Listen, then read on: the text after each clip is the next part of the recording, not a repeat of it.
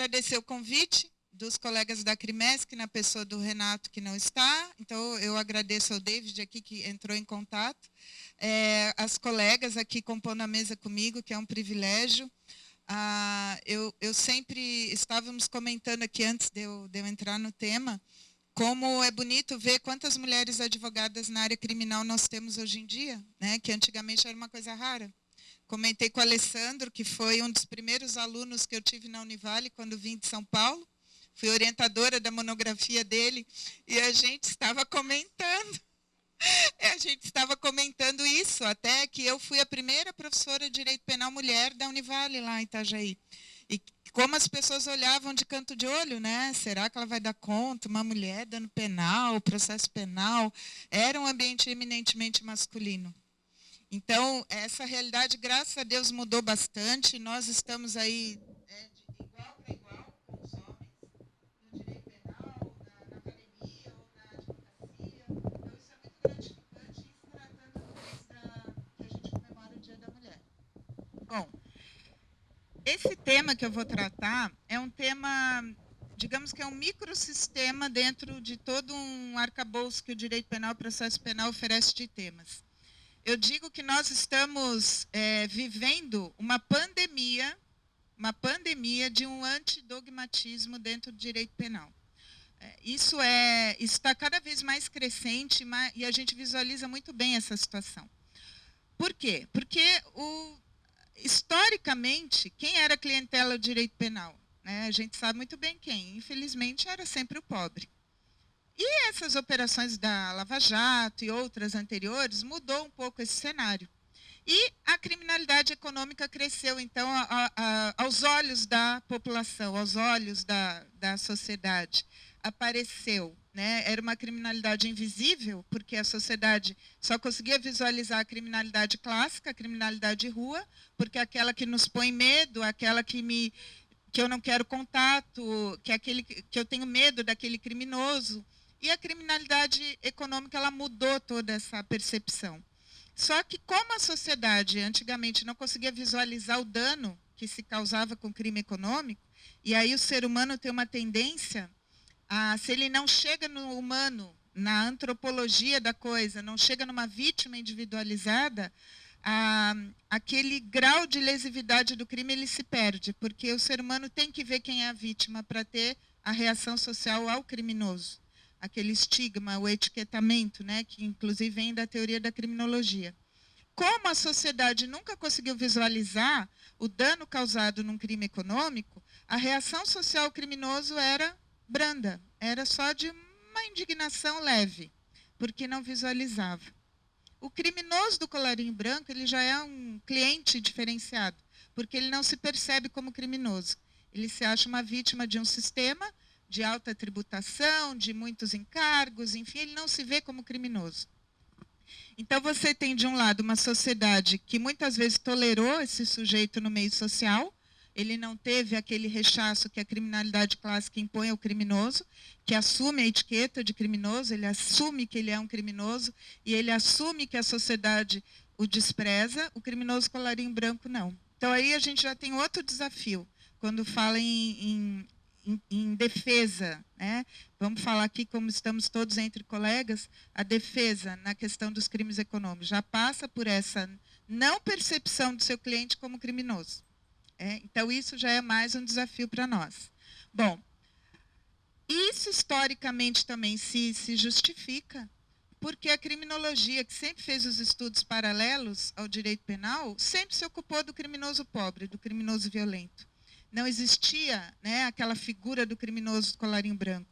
Até o meados do século XX, que o Sutherland veio com a ideia de que o criminoso podia ser rico. O que faltava eram leis punindo o rico. Então, o rico era criminoso se ele fosse psicopata, se ele matasse alguém. Mas o foco do direito penal sempre foi proteger o rico do pobre. Não é à toa que o nosso Código Penal, o maior catálogo de crimes é crimes contra o patrimônio. Isso, historicamente, é esse ranço ainda, que vem desde essa percepção criminológica de quem é o criminoso dentro da sociedade. Bom, aí, dentro dessa perspectiva criminológica, para chegar no ponto, que isso também interferiu na maneira do judiciário tratar, do Ministério Público, enfim, nós tivemos a Escola de Chicago, dentro da criminologia, que começou a perceber que havia uma luta de classes, que quem determinava o que era ou não crime é quem estava numa classe privilegiada, e o criminoso era sempre da classe desprivilegiada. E aí começou esse questionamento. É um foco um pouco marxista da coisa, até que o mundo acordou para essa possibilidade, que realmente temos que criminalizar condutas do rico. Então, o Sutherland disse, não, o rico também comete desvios. O problema é que não há legislação para punir.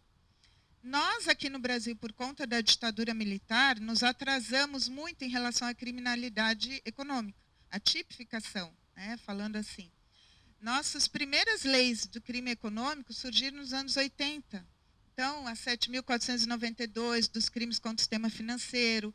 E nesse período legislativo de 10 anos, vamos imaginar, veio a 8.137, com crimes contra a ordem econômica, tributária, então, o cartel, a sonegação fiscal. Em 98, a lei da lavagem de dinheiro. Então, um período aí de 10 anos, nós criminalizamos condutas do colarinho branco. Só que o legislador, ao ponto que ele criminalizava condutas que ele mesmo poderia ser o destinatário da norma, o que ele fez paralelo a isso no mesmo momento? A Lei 9.099. Trazendo institutos despenalizantes que não existiam, a transação penal, a suspensão condicional do processo, e principalmente a suspensão condicional do processo, né, com a pena mínima não superior a 1, que muitos crimes colarinho branco se encaixam. Acontece que, claro, nos casos concretos, acaba tendo um concurso material, aumenta a pena por conta disso. Mas, individualmente falando, esses crimes, muitos, cabem nessa perspectiva da suspensão. Então, o legislador, ao ponto que criminalizava condutas, flexibilizava para o outro lado. Porque ele se percebia ali como provável destinatário da norma. Se identificava. Então, essa identificação do legislador com a norma penal que ele criou a sociedade não conseguiu perceber isso até que os casos foram vindo à tona, né? E agora a sociedade tem uma nítida ideia e percebe como a criminalidade econômica pode nos afetar como sociedade. Como isso se vislumbra, né, eu sempre uso o exemplo, né, do Rio de Janeiro, como está a situação do Rio de Janeiro. Enfim, então, agora as pessoas começam a perceber. Só que isso é um ponto. O que a gente tem que ver, no nosso caso como advogados, é como que a justiça vem, então, lidando com essa criminalidade emergente, né, que, na verdade, sempre existiu, mas agora ela emergiu. Ela saiu daquele subsolo e está indo lá para a cobertura, porque agora nós temos essa criminalidade reinante, né, viva, né, dentro da sociedade. E aí, vejam, o tema da palestra é essa cultura do antidogmatismo. Por quê? Numa ideia de dar um retorno à sociedade, as condenações hoje em dia, as imputações, desde lá do oferecimento da denúncia, elas estão muito mais baseadas numa questão de justiça social do que de dogmática penal, e eu vou chegar nesse ponto. O que acontece? Quando essa criminalidade surgiu na lei, quando elas foram sendo tipificadas, como que o legislador tipificou? De forma muito vulnerável. Então, nós temos muitos crimes de perigo, crimes formais, aqueles crimes vagos. E esses elementos do crime, então, quero deixar claro que eu sou uma defensora da teoria do crime, né? Eu leciono direito penal, teoria do crime há 20 anos.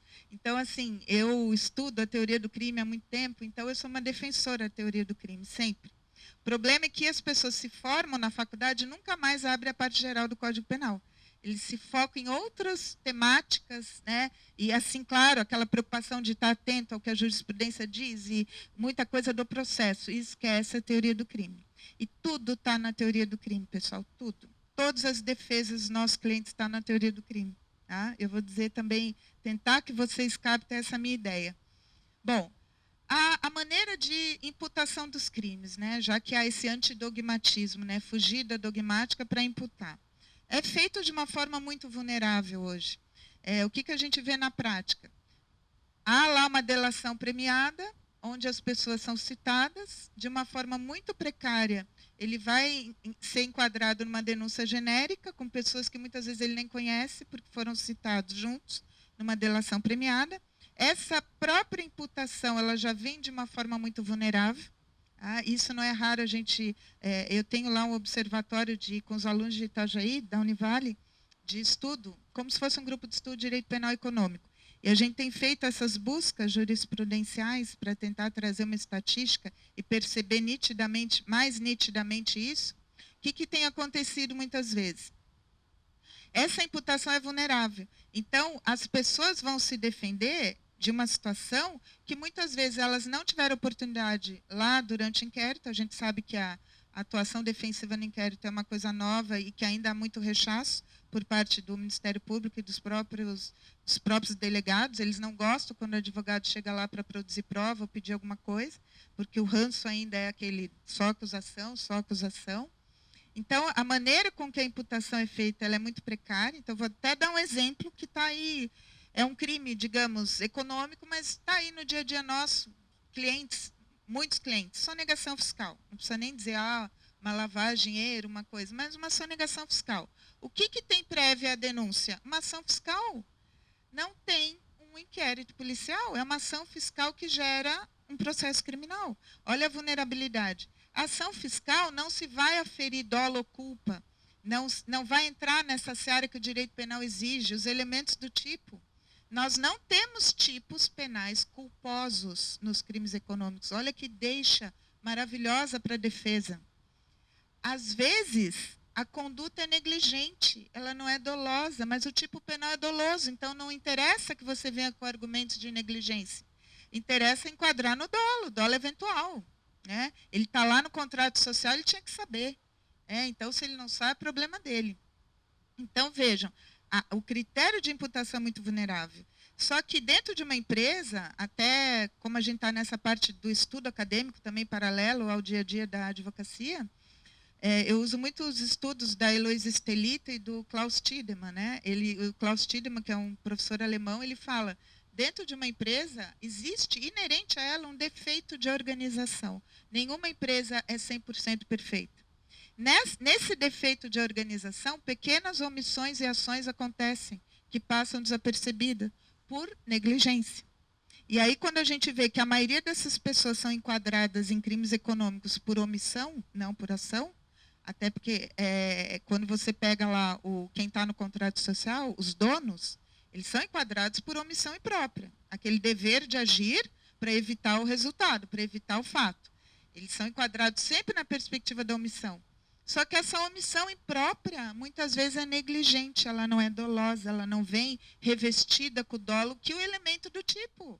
Então, vejam, o principal elemento do tipo é a intenção nesses crimes. E aí você tem, no caso concreto, situações em que não houve essa intenção, mas é imputado. Porque, como eu disse, não interessa, por essa resposta social que tem que se dar hoje em dia para barrar a ideia de impunidade do rico, que se leve à ideia de negligência. Então, vejo, cabe a nós, durante o processo, desconstruir toda aquela imagem que o Ministério Público cria, da intenção, isso e aquilo, que a gente sabe muito bem no dia a dia, até com a criminalidade clássica acontece muito, e tentar desconstruir, então, para uma atipicidade. É um dos mecanismos que a gente tem. E aí, vejo, o crime, por exemplo, lá na lavagem de dinheiro tem a receptação por equiparação. Eles não aceitam, e eu já vi em processo, que eu atuei com um colega, que não se aceita a receptação culposa como argumento, porque o tipo é doloso. Mas no Código Penal nós temos a receptação culposa, aquele defeito, aquela falta de verificação do caso concreto, aquele cuidado de ver quem vende o valor, nós temos a receptação culposa no artigo 180. Mas quando vai para lavar dinheiro, na ocultação, não interessa falar que essa ocultação foi negligente, que esse, entre aspas, receptador do bem, do valor, do imóvel, enfim, faltou um cuidado na verificação. Né? Então, vejam, todos hoje estão enquadrados no dolo, sem se aferir o dolo. Dificilmente vai se aferir o dolo. E aí eu assisti uma palestra outro dia no Rio de Janeiro, do Ney Belo, que é desembargador do TRF1, e ele fala, eu até gravei, eu tenho filmado, nós, juízes, estamos condenando em crimes econômicos baseado em justiça social, em dar resposta para aquela tiazinha que está lá vendo a TV, indignada, que por anos não se puniu e que agora o sujeito está sendo condenado. Fugimos totalmente da dogmática penal. Ele mesmo assumiu que os juízes hoje em dia estão com esse critério antidogmático para dar uma resposta social à sociedade. E aí veja a vulnerabilidade que estamos, né, no sistema. Se você vai para um sistema jurídico onde se abandona a dogmática, abandona a principal função do direito penal, que é limitar o poder punitivo do Estado. Aí vem aquele Estado inchado de novo, que o juiz pode tudo. Aí vem o ativismo. Há quantos anos a gente não discutia ativismo judicial no Brasil? E agora é a pauta do dia? Quando o TRF4, todo mundo lembra, disse num determinado caso lá da Lava Jato, que a Lava Jato era uma operação excepcional que merecia uma interpretação excepcional da lei. Né? Então, imagina, validou o Código Moro, como a gente diz, né? E dando essa validade para uma situação que foge dos parâmetros dogmáticos, que a gente não pode se afastar, porque se a gente perder essa função de limitação do poder punitivo, não precisaria mais direito penal, porque daqui a pouco o juiz pode tudo. Vai ficar a critério do intérprete, e ficar a critério do intérprete é ficar a critério do arbítrio. E humanamente impossível a gente estar na mão do ente arbitrário. O direito penal ainda nos salva, porque ele dá os limites, ele dá os critérios. A partir do momento que esses critérios são abandonados, há uma flexibilização, aí acabou. Quando a gente vai discutir, então, uma flexibilização de garantias constitucionais individuais, enfim, e parte para a investigação, aí é pior ainda, né? Porque todos sabem aqui que o critério de investigação ele passa, via de regra, por enfraquecer a intimidade e privacidade do investigado. Isso desde sempre. Né? E até eu tenho até um parênteses aí para falar para vocês, né? Discutir isso com vocês. Se o artigo 3º-A do CPP entrar em vigor efetivamente ali, que está suspenso pelo FUX, nós vamos ter um confronto com a lei que fala da interceptação telefônica. Não sei se já pensaram nisso, porque no primeiro artigo da lei da interceptação diz que só pode determinar a interceptação o juiz competente para a ação principal. Está no artigo 1º da lei. Agora, com o pacote anticrime, com o artigo 3º-A, vai ser o juiz das garantias. Vai dar esse confronto. Não sei como vai ser. Se há um projeto de lei para alterar a 9296, como é que vai... enfim, o CPP vai suplementar isso, ou como é que eles vão... Como é que vai ter essa harmonização? Né? Por enquanto, eu estava olhando isso e falei, vai dar um confronto. Mas vamos ver como é que vai ficar. Então, vejam, a vulnerabilidade é tal que, por um lado, nos ajuda na defesa. E eu digo, de novo, né, já falei antes, tudo está na teoria do crime. Nós vamos lá analisar erro de tipo, nós vamos analisar os elementos do dolo, nós vamos analisar a questão da omissão imprópria, havia um dever de agir, mas podia agir. Né? É um dever e possibilidade de agir, soma. O que eles fazem no critério de imputação? O dever de agir. Eles não vêm para o caso concreto se podia ou não agir. Então, até no nosso caso aqui é bom debater casos concretos, tive um cliente lá na região, Vale Itajaí, que era uma confecção, e no contrato social tinha um filho do sujeito que mora na Nova Zelândia, que nunca pisou lá na empresa, mas estava no contrato social. Pois ele foi denunciado junto, foi carta rogatória para a Nova Zelândia. Ele não tinha a mínima noção do que se passava, porque era um crime efetivamente de sonegação de ICMS e tal. Enfim, é uma vulnerabilidade total. E que, por um lado, nos ajuda, porque aí tu vai desconstruindo as teses da acusação por essa perspectiva. Então, vejam, quando a dogmática penal perde força, o ativismo judicial ganha força. E a gente vai se afastando da função principal do direito penal, de conter esse poder punitivo. Isso é um perigo. Então, a sociedade está achando lindo esse ativismo, a gente tem que ficar atento a isso, está achando lindo as coisas que estão acontecendo, porque está com esse senso de justiça social que os juízes estão incorporando. Bem feito, é o Lula, é o fulano, é o cara da Lava Jato, finalmente. Não consegue imaginar que isso é para todos. Né? E às vezes eu falo isso em sala de aula, aquela galerinha que está entrando, né? Porque o direito penal agora, primeira parte, é no primeiro período. Então, ele já tem aquele choque de realidade na cara ali. Então, desde começar as aulas, eu estou falando isso para 50 e tantos alunos em cada sala, para ir percebendo como isso é um perigo, né? Como essas garantias longamente conquistadas por nós, por anos, depois da ditadura ali que veio na Constituição, elas podem ser rechaçadas, né, por um senso de justiça social que foge do que o direito penal, a função dele. Ele não está para isso, para fazer justiça social, né, para dar retorno à sociedade. Então, esse é um critério muito vulnerável e que nos crimes econômicos aflora assim, o tempo todo. Então, eu tenho alguns julgados lá que eu separei para discutir com esse grupo de estudos, e é impressionante, porque o crime de lavagem de dinheiro, né, ele pressupõe que haja uma infração antecedente, todos sabem aqui, né, que é ocultar, simular a origem, natureza e tal de valores, bens, direitos provenientes, direto ou indiretamente, de infração penal. Elemento do tipo proveniente de. Só que como que os tribunais entendem? Não precisa comprovar o crime antecedente. Pode ser extinta a punibilidade porque prescreveu o crime antecedente, porque não se comprovou, ainda assim prevalece a condenação por lavagem de dinheiro. Então, veja, os tribunais estão passando a mão na cabeça dos juízes que condenam, né, dizendo que é por aí mesmo. E aí você ouvir de um próprio desembargador, como eu vi numa palestra, que eles estão fazendo isso mesmo, é terrível para nós. Eu até na época coloquei o videozinho lá no nosso grupo da Abracrim, Hélio, para que todos, né, meu Deus, o próprio Ney Belo falando isso, estão condenando baseados em justiça social, se afastando da dogmática. Então, a percepção que há uma cultura antidogmática, ela está cada vez maior. E é um sinal de alerta para nós, advogados, porque isso assim, o que eu vou dizer? É um nicho de advocacia. Vamos pensar assim. Estava comentando com elas aqui ali agora e com o Alessandro, como a advocacia criminal empresarial se tornou um nicho, né, da advocacia. E que aí eu vejo gente falando, eu não advogo mais na criminalidade comum, não. Meu negócio agora é só colarinho branco. Porque virou esse nicho, cresceu, né? E aí até comentei com elas que naquele primeiro evento lá, Hélio, em Brasília, das advogadas, que eu fui palestrar sobre a mulher na advocacia penal empresarial. Como os homens migraram muito para a área do direito penal empresarial e as mulheres ficaram com os crimes comuns, né? Continuam lá defendendo o traficante, o roubo e tal. E aí, claro, o cerne do advogado é esse, né? A gente se sente realizado muitas vezes no tribunal do júri, né? A ideia da vulnerabilidade do teu cliente socialmente falando também e tal. Mas nós podemos aliar os dois, né?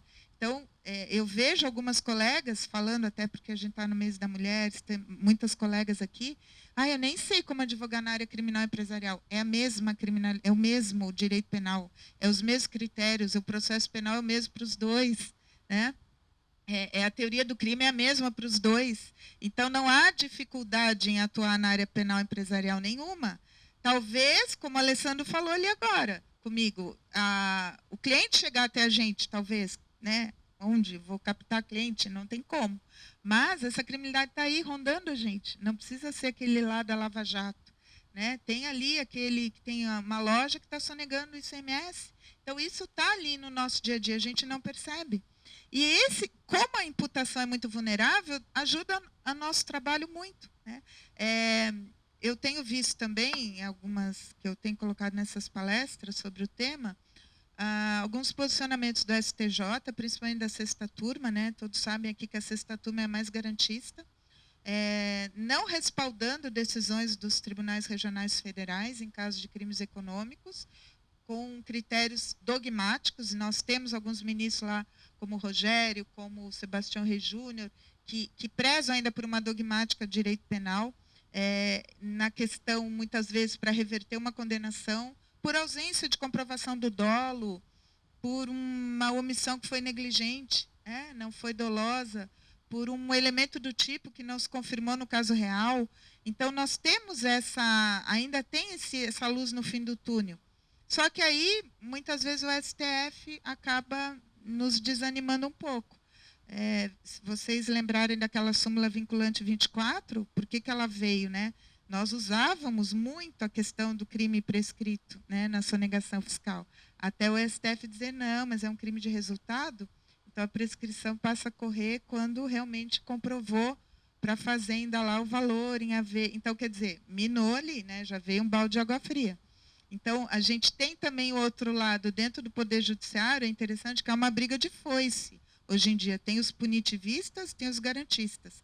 Quem está assim, atento a essas questões jurisprudenciais está vendo como há uma briga entre dois lados opostos ali.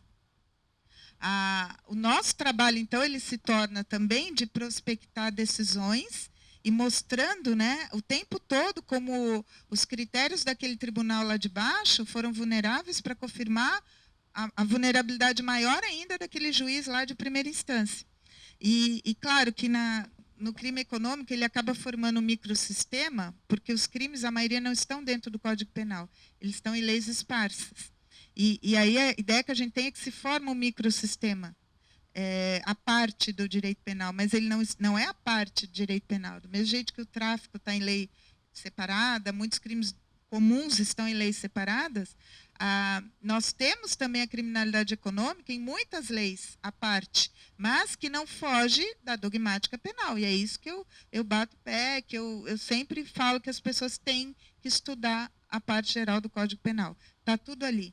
Ali a gente tem todas as possibilidades de defesa, ali a gente tem a faca na mão para questionar os argumentos do Ministério Público.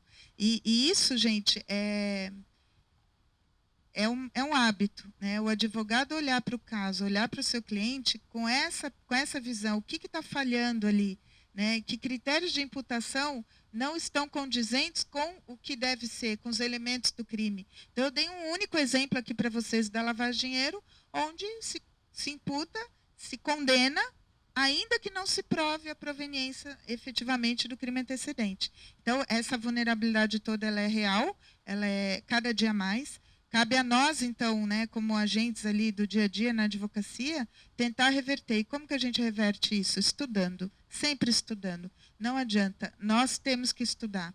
A gente está numa luta hoje em dia com o Poder Judiciário, com essa aura punitivista, que hoje em dia tem muita aceitação social. A advocacia criminal está cada vez mais sendo difamada, né, levando a etiqueta na testa que não deveria. A tendência de criminalização de honorários, todos já ouviram falar isso, né? Dentro da questão da lavagem de dinheiro. Hoje em dia, um juiz pergunta para você quem está pagando teus honorários, né? Da onde vem teus honorários, inimaginável isso. Então, da maneira como está se construindo, né? Com o amparo social, esse lado punitivista da justiça, que não deveria ser, nós temos uma batalha diária, um desafio. É sempre um desafio. E esse desafio se vence como? Com o estudo, porque aí você rebate qualquer argumento. Você rebate aqueles argumentos vulneráveis. Então, lembrem dessa palavra sempre. Essa vulnerabilidade hoje em dia na criminalidade econômica é, no fim, favorável a nós. Porque a gente, com o estudo, com argumentos consistentes, a gente vai conseguir, então, em todos os casos, levantar essas questões para que, ainda que seja lá no STJ, reverter, porque lá eles acabam revertendo. Quando o argumento vem muito sólido, dentro dessa perspectiva dogmática aqui, mostrando onde ela falhou lá atrás, o STJ reverte, principalmente se cair na sexta turma, né? Bom, aí o STJ está com problema, eles estão com excesso de habeas corpus. Nós trouxemos ano passado o Sebastião Rey Júnior para palestrar, e ele veio só trazendo números, né? É cerca de 100 a 200 habeas corpus a cada mês. Há uma variável ali entre 100 e 200 por mês. Entram, eles não dão conta. E por que está tendo tanto habeas corpus? Porque estão falhando lá atrás. Alguma coisa tem de errado. Né? Então, os tribunais superiores, por um lado, eles estão acordando para essa ideia. Por que os juízes de primeira instância estão falhando tanto que nunca teve tanto habeas corpus impetrado como hoje em dia? Né? Então, eles, dentro do mundinho deles, estão também fazendo a meia-culpa. Estão vendo por que estão falhando lá atrás. Né? Que momento, que ativismo judiciário é esse que o juiz está se passando tanto, como nunca na história do direito penal. Então, isso também vai acabar revertendo favoravelmente a nós, quando você vem com esses argumentos dessa falha dogmática lá atrás. A tendência também que a gente consegue, principalmente no Superior Tribunal de Justiça, é reverter essa decisão.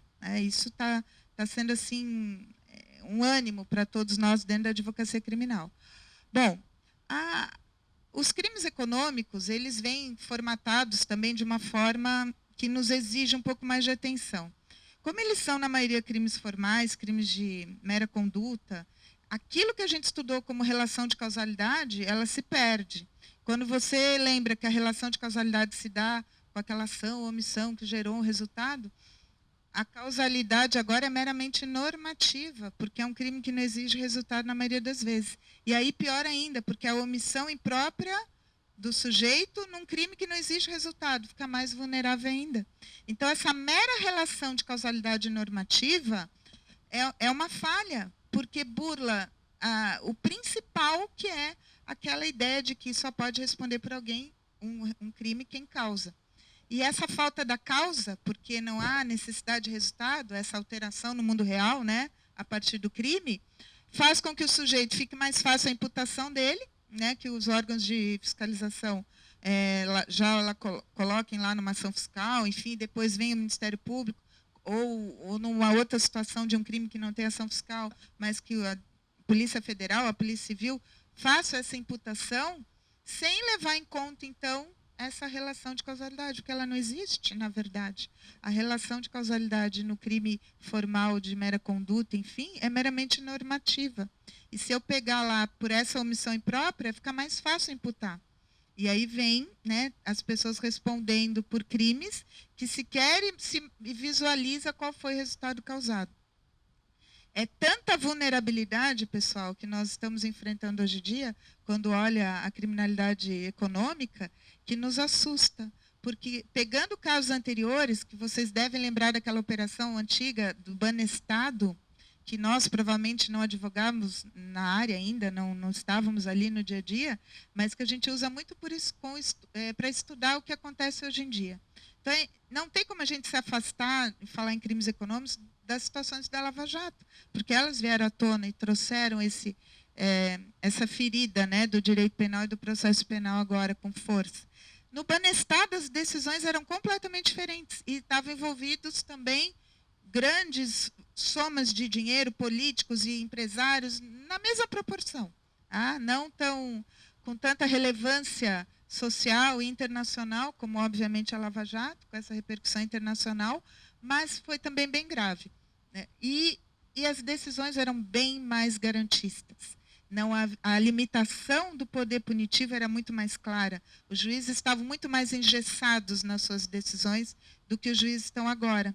Então, essa mudança de paradigma dentro da perspectiva do processo penal por crimes econômicos, ela é recente e ela é perigosa. Ela é um desafio para nós, porque eu não sei onde vai parar. Quando você ouve do próprio desembargador aquilo que eu comentei, aí a gente se assusta e vê até onde vai esse ativismo político do juiz, esse ativismo judicial. Numa sociedade pouco reflexiva que a nossa, muito plural, onde as pessoas não refletem no âmago da coisa, as pessoas, no senso comum, né, no dia a dia, elas querem a punição. Aquela ideia de que nunca foram punidos e agora são, não importa, né? Os fins justificam os meios lá, né? Não importa os meios. E aí, outro desafio social para nós como advogados, né? Esse trato com a sociedade, da nossa função. A nossa função que é tão bonita, é tão linda, né? Que a gente não pode fazer aquele filtro, né, de quem defende. Então, no fim, a gente defende todos. Né? Quando eu digo da criminalidade clássica, essa foi sempre o nosso mote, né? A gente vai para a área criminal para essa criminalidade, desde a faculdade. Você não vai lá para a advocacia criminal pensando em defender colarinho branco. Então, eu, por exemplo, sempre, desde a faculdade, o primeiro ano, eu tinha paixão pelo direito penal, pela advocacia criminal. Já entrei, eu sou de São Paulo, né? Já entrei em escritório em São Paulo na área criminal. Era aquela paixão pela criminalidade clássica mesmo. Parece que estava na veia aquela defesa. E vejam, né, a sociedade nunca viu com bons olhos, né, desde aquela época. Né, você defende bandido, como nós estamos entre nós aqui, né, a gente pode falar isso. Quantas vezes a gente ouve isso? Você defende bandido, você não tem problema com a sua consciência. Né?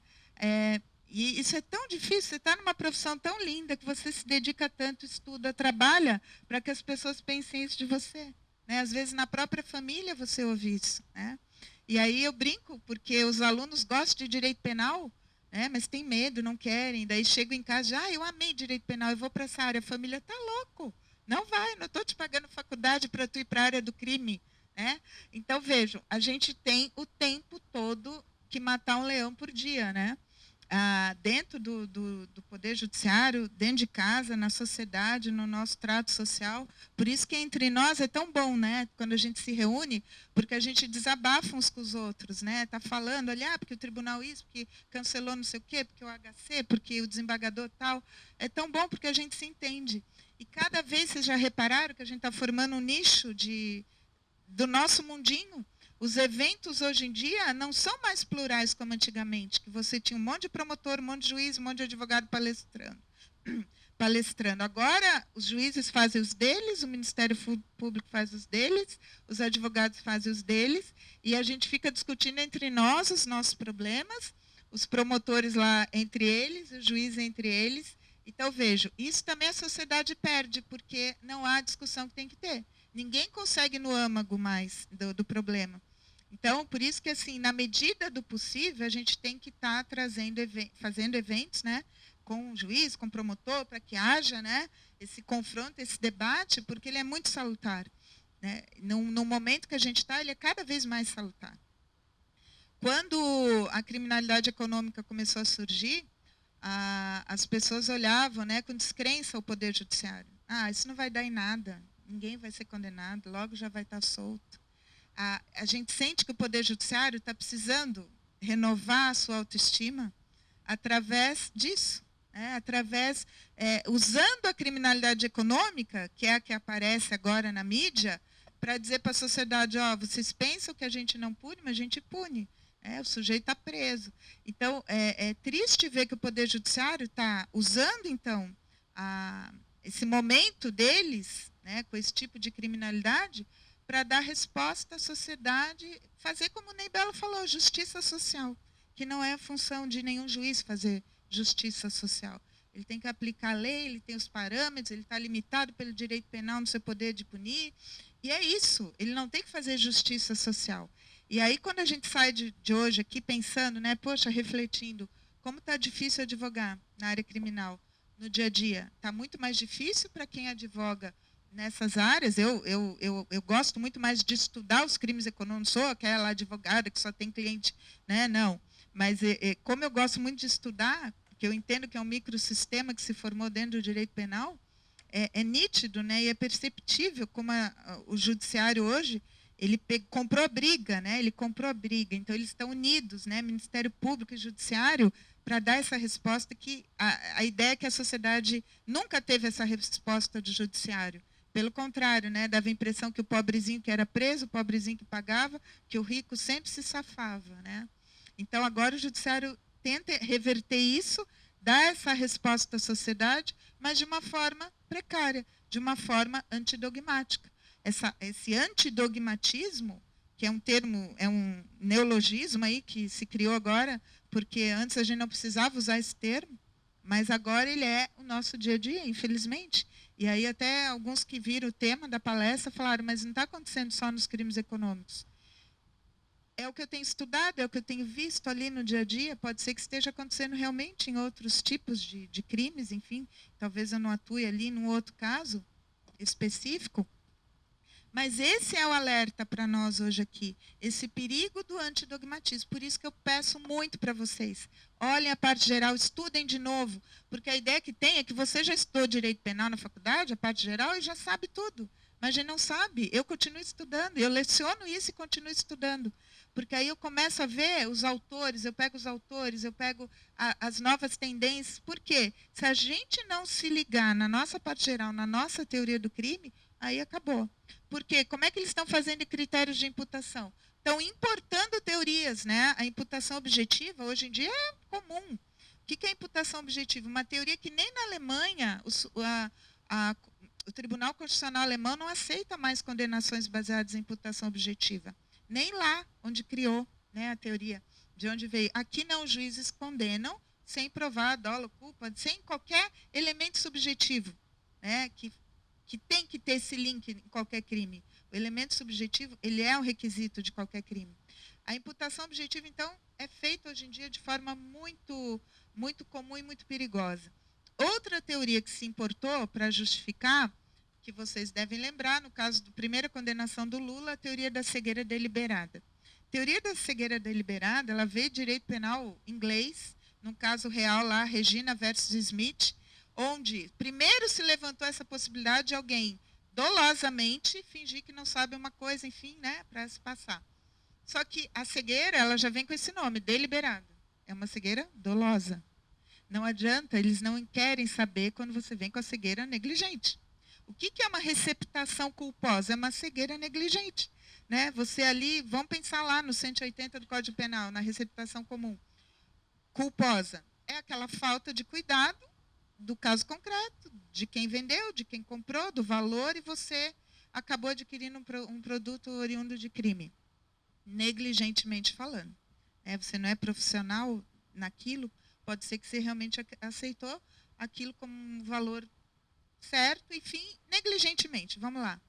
Mas a cegueira negligente não interessa ao Poder Judiciário, é outro argumento interessante para a gente usar, porque eles imputam a cegueira deliberada. A cegueira deliberada, ela é muito clara, que eu andei estudando com alguns alunos a teoria, ela é autolimitativa e ela é muito peculiar. Tem que estar provado o dolo, tem que ser uma coisa bem nítida e bem comprovada, não como eles estão fazendo hoje em dia, né? Imputando ali a cegueira deliberada.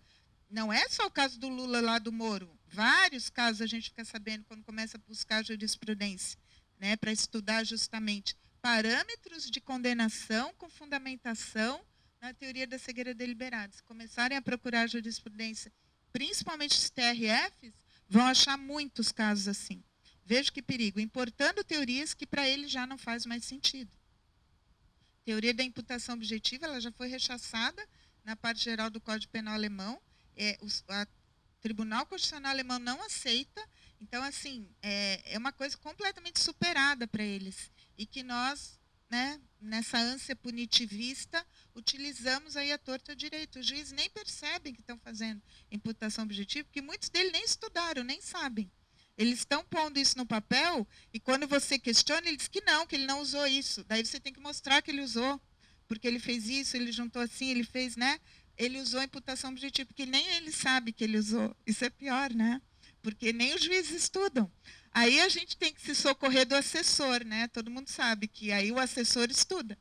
Aí tu chega lá, pô, mas tu, brincando com ele, a tua sentença, né, só para pegar no pé, tu usou a imputação objetiva. Ah, mas é que eu leio, né, o Guinter Jacobs, eu leio o Klaus Roxin, daí eu, né, porque o assessor ainda, ele acha que ele estuda mais que o juiz, né, porque ele está ali, o juiz naquela correria, dá a impressão que ele não tem mais tempo de estudar.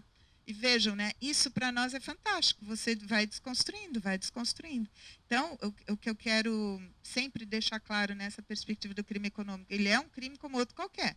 E a defesa também como outra qualquer. A gente tem que só se ligar nesses parâmetros de imputação. Por isso que eu uso muito esse termo como título de palestra, às vezes. A imputação é vulnerável. Se você entender que a imputação é vulnerável, você abraça essa causa e vai conseguir, porque ela vem de forma vulnerável. Raramente vem com todos os parâmetros e elementos do tipo que o crime exige. Poxa, se os elementos do tipo é o cerne de uma imputação penal, eu consigo desconstruir isso até pelo erro de tipo. Algum crime descrevendo uma certa conduta que o meu cliente, aquele pedacinho do crime, ele não sabia, ele não teve dolo daquele pedacinho. A gente usa o erro de tipo quando fala aquele exemplo clássico, né? Que alguém leva um guarda-chuva, até o Busato usa esse termo, esse exemplo no livro dele. Alguém leva um guarda-chuva por engano, onde tinham vários guarda-chuvas. Por que isso não é furto? Porque ele errou sobre o elemento descritivo do crime, coisa alheia. Ele pensou que era dele. Toda vez que há um erro de tipo, afasta o dolo. Isso está no artigo 20 do Código Penal. Só que a gente não estuda mais. Né? A parte geral ficou, eu acho que eu já sei, porque eu já me formei, porque o Direito Penal 1 lá, a teoria do crime, já foi. Parece que não tem a ver com o momento profissional que eu estou estudando a teoria do crime. Parece que é um retrocesso, né? Ah, esse meu cliente sabe que eu estou estudando de novo teoria do crime. Mas, gente, está tudo lá. O erro sobre o elemento que constitui o tipo exclui o dolo. Permite a punição por crime culposo, se previsto na lei.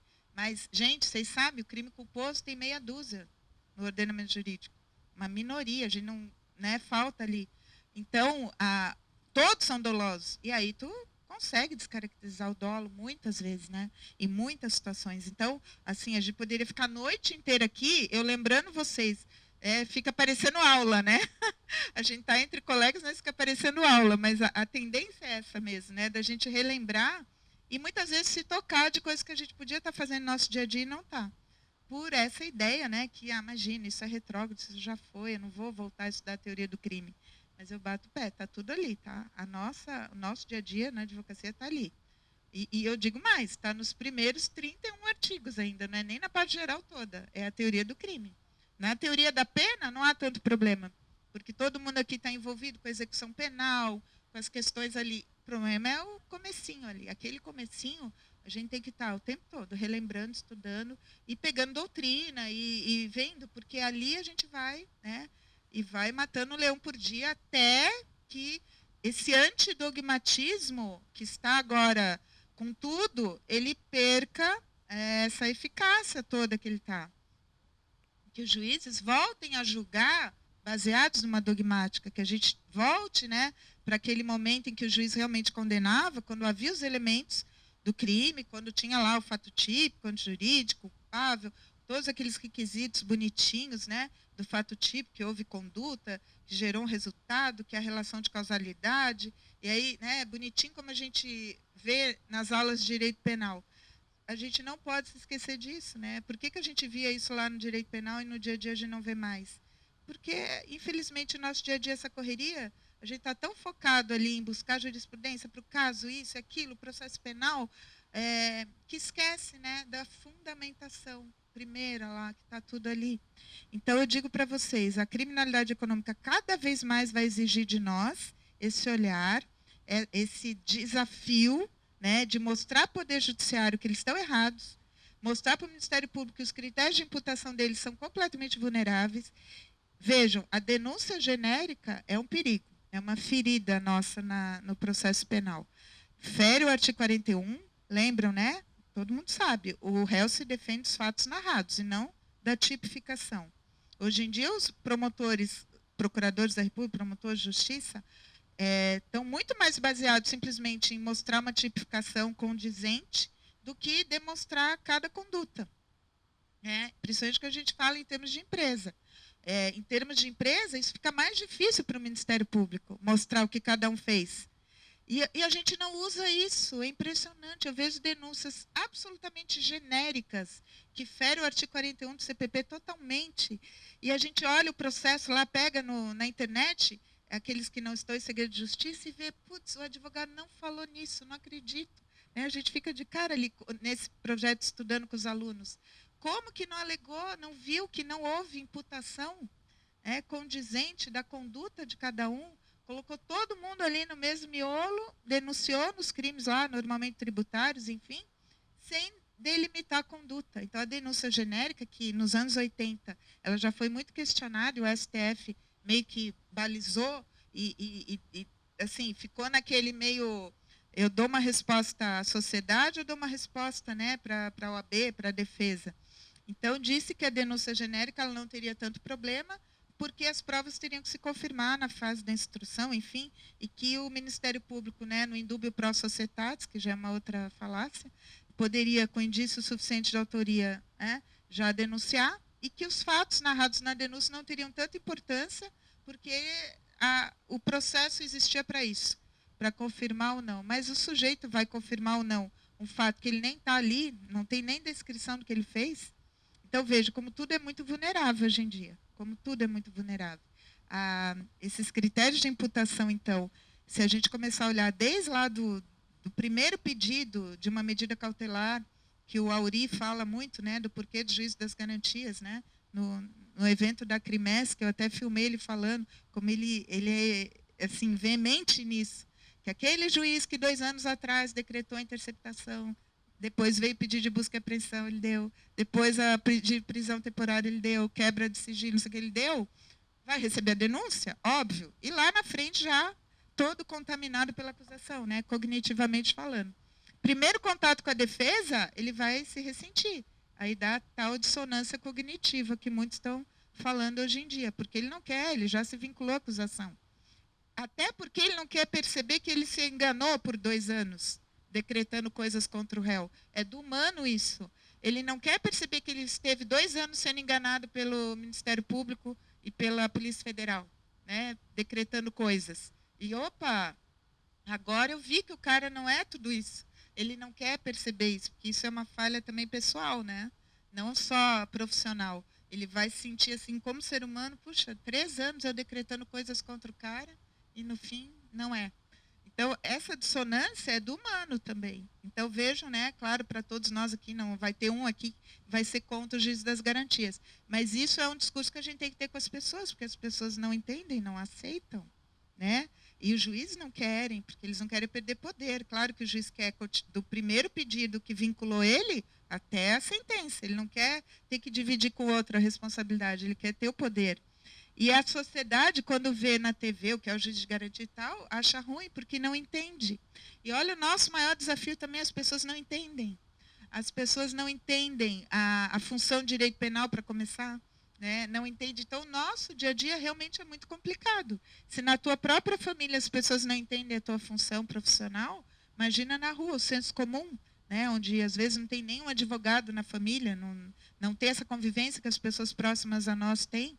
Então, é muito difícil. Esse discurso de rua, hoje em dia, ele está amparado por esse ideal de justiça social, punitivista ao extremo, e ninguém quer saber de garantismo, de ter, de focar, né, no que é o certo, no que é a função do direito penal primordial. Então, vejam, para já ir terminando também, que eu já falei praticamente 1 hora, passa rápido, nosso foco hoje aqui, então, é sair daqui pelo menos com essa pulga atrás da orelha, né? O quanto eu estudo a teoria do crime, o quanto no meu dia a dia profissional eu coloco os elementos da teoria do crime ali, no meu caso, né? O quanto eu consigo desconstruir a imputação do Ministério Público por esse antidogmatismo penal, esse afastamento que se está, né? Para quem chegou depois, eu comentei que o desembargador TRF1 confirmou que os juízes hoje em dia condenam em crimes econômicos baseados em injustiça social, né, e não num dogmatismo que deveria ser, né? Então, veja, é tudo hoje tão frágil que, por um lado, nos ajuda. A fragilidade do sistema, como advogados, nos ajuda porque você vai desconstruindo. Não é que é uma defesa fácil, mas ela vem eivada de falhas, e aí nas falhas a gente vai pegando, né, vai buscando até conseguir, ainda que seja num tribunal superior, reverter. Mas não é uma causa perdida, isso que eu quero dizer para vocês, não é uma causa perdida. Essa ânsia punitivista deve nos incentivar para reverter, para vir com mais ânsia ainda para reverter isso. Tá? Então, assim, eu agradeço a vocês hoje, né, esse pouquinho aí, enfim, do que eu pude contribuir, e eu acho que, como estamos todos entre colegas, era legal que cada um se manifestasse, falasse o que já passou, que a gente tenha uma interação também, para não ficar aquela coisa só de eu falar aqui, porque senão eu penso que eu estou em sala de aula, né? Porque eu estou acostumada a isso, todo mundo me olhando falar. Então, aqui, pelo menos, é uma maneira da gente discutir, tá? Então, agradeço vocês e vamos abrir aí para um debate.